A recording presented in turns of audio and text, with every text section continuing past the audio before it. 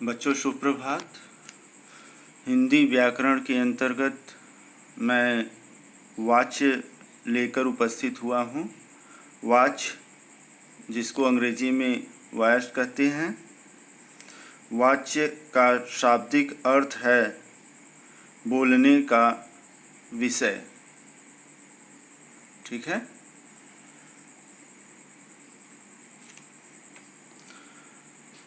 वाच्य की परिभाषा हम देख लेते हैं।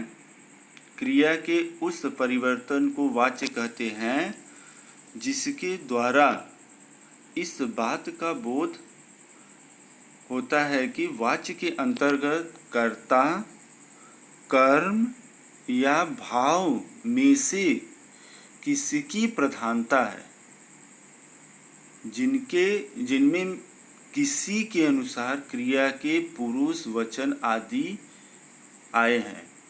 इस परिभाषा के अनुसार वाक्य में क्रिया के लिंग वचन चाहे तो कर्ता के अनुसार होंगे अथवा कर्म के अनुसार होंगे अथवा भाव के अनुसार होंगे। ठीक है। एकदम नोट्स की तरह बना हुआ है। आप एक दो बार पढ़ेंगे सब समझ में आ जाएगा। वाच्य के प्रयोग। वाक्य में क्रिया के लिंग, वचन तथा पुरुष का अध्ययन प्रयोग कहलाता है।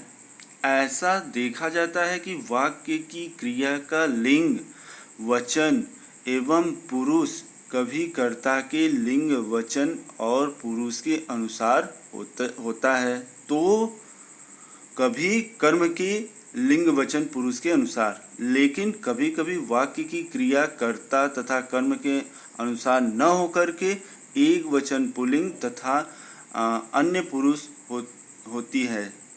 ये ही प्रयोग है। ठीक। प्रयोग के प्रकार। प्रयोग के 3 प्रकार हैं।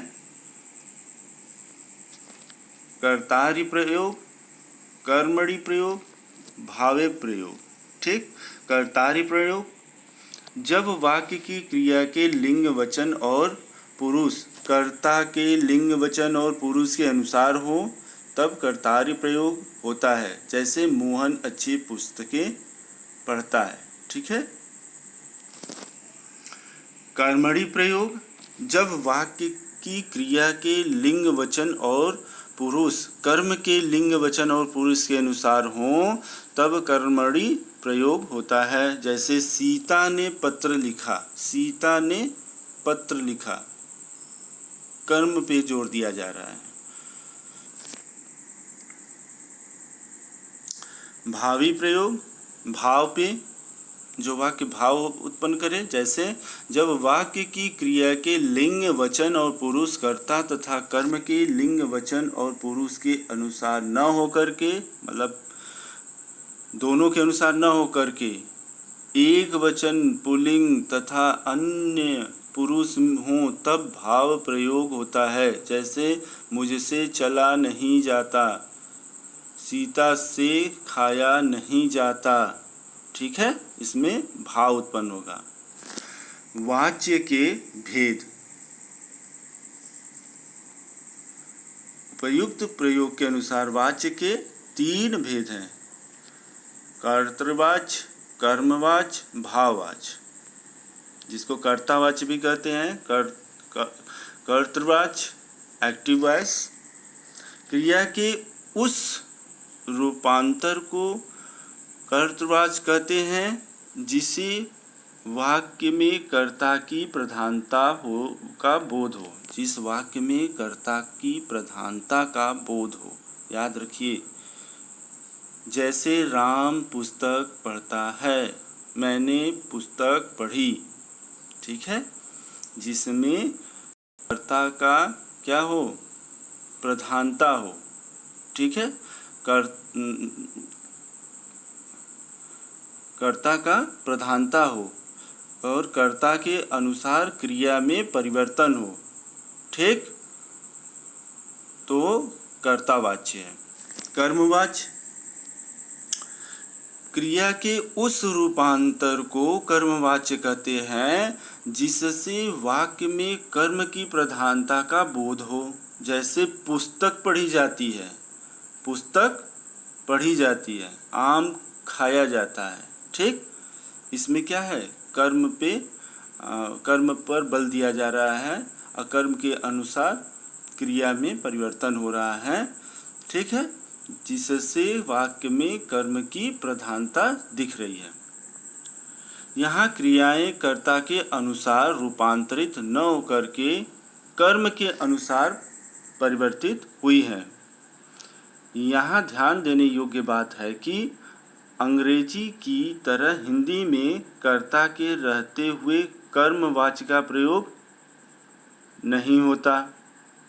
जैसे मैं दूध पीता हूँ के स्थान पर मुझसे दूध पिया जाता है लिखना गलत होगा।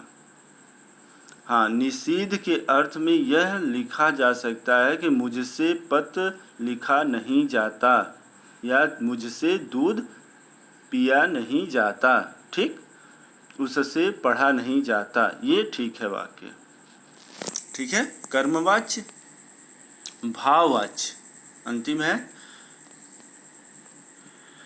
क्रिया के उस रूपांतर को भाववाच्य कहते हैं जिससे वाक्य में क्रिया अथवा भाव की प्रधानता का बोध हो। जैसे मोहन से टहला भी नहीं जाता, इस तरह से वाक्य होंगे। टहला भी नहीं जाता, खाया भी नहीं जाता, चला भी नहीं जाता, सोया भी नहीं जाता, बैठा भी नहीं जाता, ठीक है। मुझसे उठा नहीं जाता, धूप में चला नहीं जाता। तो इस प्रकार से भाव उत्पन्न हो तो उसको कहते हैं भाववाच्य। टिप्पणी के तौर पे देख लीजिए, यहाँ यह स्पष्ट है कि कर्तृवाच्य में क्रिया सकर्मक और अकर्मक दोनों हो सकती है। मतलब क्रिया सकर्मक भी हो सकता है और अकर्मक भी हो सकता है, दोनों हो सकती है। किंतु कर्मवाच्य में केवल सकर्मक और भाववाच्य में अकर्मक होती है। कर्मवाच्य में सकर्मक क्रिया आएगी,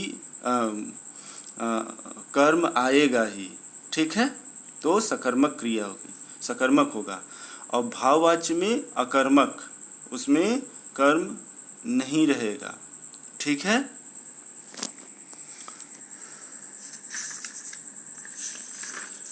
ध्यान देने वाली कुछ बात है, ध्यान से सुन लीजिए।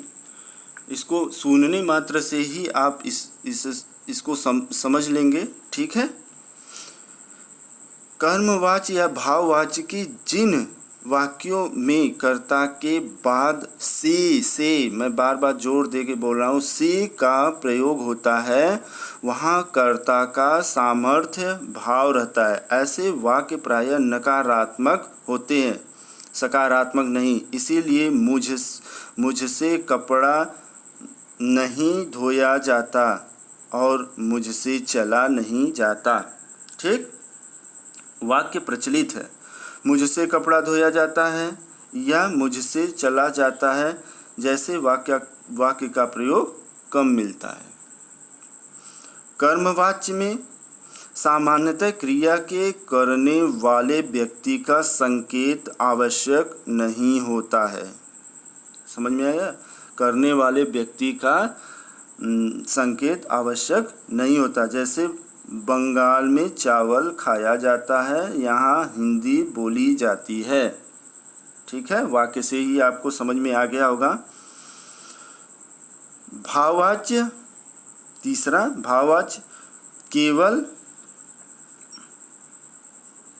अकर्मक क्रियाओं के साथ संभव है। इसमें निश्चित रूप से ये ध्यान रखिए कि इसमें अकर्मक क्रिया ही होगी, अकर्मक क्रियाओं के साथ संभव है, क्योंकि इसमें कर्म की स्थिति नहीं होती है। भाववाच्य में क्रिया हमेशा एक वचन, अन्य पुरुष, पुल्लिंग रूप में रहती है। जैसे सोया जाता है, चला जाता है, ठीक है।